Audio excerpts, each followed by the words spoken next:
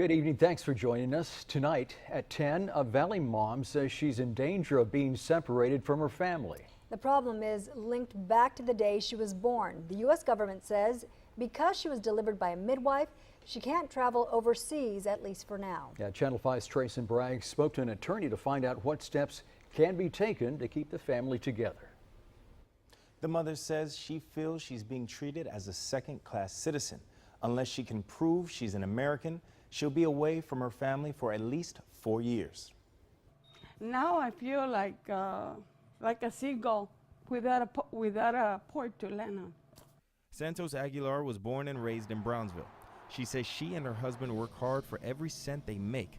Recently, that hard work paid off when her husband was assigned a work transfer to the island of Aruba.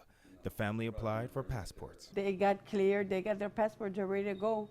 To my surprise, I can't. Aguilar says she received a letter from the State Department explaining that since she was born to a midwife in Brownsville in 1962, she would need to provide additional proof she was born in the U.S., such as her mother's pre- and postnatal care records and maternity clinic records, among others. Why? The letter states that during the time of Aguilar's birth, a number of midwives committed fraud. I mean, I'm an American, and I can't even, my mother has a passport. And I don't understand it. The 55-year-old Aguilar says her mother is now 90 years old and doesn't have those records or a way of obtaining them. The clock is ticking for Aguilar. Her family leaves for Aruba in March.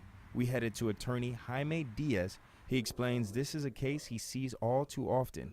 He says Aguilar needs to take action immediately. And you need to respond to everything they have. And if you don't have a response because you don't know the response, you tell them, I don't have the response. And then you give them time to make a decision. Diaz says if the State Department then denies your passport request, there is only one action left to take.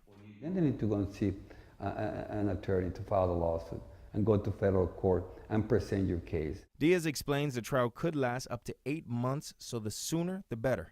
Aguilar says she is willing to do what needs to be done to keep her family together. Diaz tells us he has decided to work with Aguilar to help her obtain her passport.